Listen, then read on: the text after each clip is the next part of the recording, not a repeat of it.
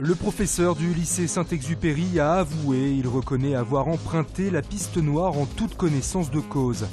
La ville de Lyon projette de créer un chemin piéton pour relier Saint-Jean à Fourvière. Enfin, retour sur la défaite de l'OL hier soir dans le derby face à Saint-Étienne. On l'a appris ce week-end, le professeur de sport qui encadrait le groupe d'étudiants du lycée Saint-Exupéry de Lyon, victime d'une avalanche aux Deux-Alpes, a été mis en examen pour homicide involontaire. Encore hospitalisé au CHU de Grenoble, l'enseignant de 47 ans a avoué à la police avoir sciemment emprunté la piste noire, pourtant fermée avec ses élèves. Mais pour son avocate, la responsabilité de ce drame qui a coûté la vie à 2 étudiants et un touriste est multiple. Manifestement, ça faisait 2 jours que la piste était empruntée par de nombreuses personnes. Là, j'allais dire, la fermeture était matérialisée par un petit panneau, si vous voulez. Il faudra voir avec les constats et tout ce qui pourra être fait dans le cadre de l'instruction. Mais effectivement, je pense que la responsabilité de la station et de la commune peut être engagée. On a appris par ailleurs que l'enseignant avait séjourné en hôpital psychiatrique en novembre dernier, où il était soigné pour une dépression. Et c'est pas non plus une personne qui a été internée d'office ou à la demande d'un tiers dans un établissement pour soins, mais de là à dire qu'il avait des gros problèmes psychiatriques l'empêchant d'encadrer un groupe, j'ai quand même des doutes. L'auteur de la fusillade mortelle, toujours en fuite. Le drame a eu lieu vendredi dans ce restaurant de Vénissieux. Selon les premiers témoignages, il pourrait s'agir de l'ancien gendre de la victime avec laquelle il entretenait des relations conflictuelles. Âgé de 26 ans et déjà connu des services de police, le meurtrier présumé aurait ouvert le feu à plusieurs reprises après qu'une bagarre ait éclaté. Il est aujourd'hui activement recherché. On serait en dénivelé à peu près en termes de 150 mètres de dénivelé, et en distance on doit être après tout dépendra des tracés que l'on choisira, mais on est dans quelque chose autour de 700 mètres. L'idée de la ville de Lyon, créer un nouveau chemin piéton pour relier Saint-Jean au jardin du Rosaire à Fourvière en coupant à travers la Balme. Une étude estimée à 220 000 € doit être votée lors du prochain conseil municipal.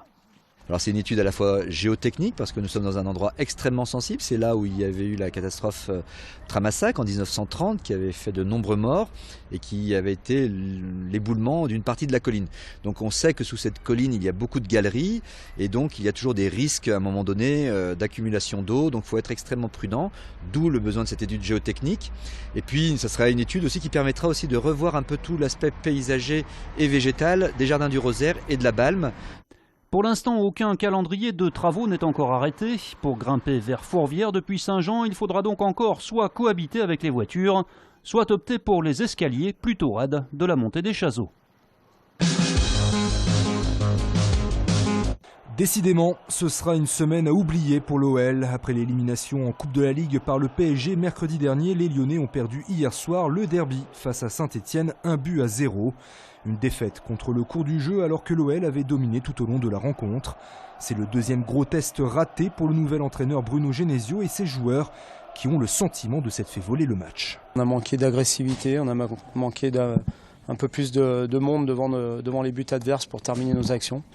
C'est certainement ce qui nous a manqué en première mi-temps pour ouvrir le score, même si on a une belle occasion en fin de mi-temps. Et puis aussi, je pense que Ruffier a fait des arrêts décisifs à des moments clés de la partie. Un sentiment de hold-up un peu ce soir, et parce que tout simplement qu'ils ont eu 2 tirs cadrés, c'est nous, on leur donne le but, donc voilà, c'est vrai que c'est peut-être nous qui méritions la victoire. Ironie de l'histoire, c'est le Norvégien Alexander Söderlund qui donne la victoire à la SSE. L'ex-attaquant de Rosenborg était arrivé cet hiver pour remplacer Beric, blessé lors du match aller dans un choc avec Jordan Ferry. Je suis très content d'avoir pu aider l'équipe. Un grand merci à Kevin Monet-Paquet pour sa passe. Je me sens très bien ce soir. Avec cette nouvelle défaite, l'OL stagne à la 9e place du classement, à 7 points du deuxième Monaco. Je pense que le vintage, ça doit rappeler peut-être des années qui étaient des années plutôt sympas, colorées, les années d'après-guerre aussi. Donc avec de l'optimisme, les 30 glorieuses. Nostalgie d'une époque peut-être, le salon de la décoration et de l'objet vintage a fait le plein ce week-end à l'espace double mixte de Ladois. C'est une qualité française déjà qui a plu, déjà. C'est le côté écologique aussi, on ne jette plus, on réutilise. Et c'est vraiment la nostalgie. Je pense que les gens ne sont pas très bien dans notre époque. Des affiches d'école rétro à la chaise Formica. Dans le business du vintage, il y a les incontournables.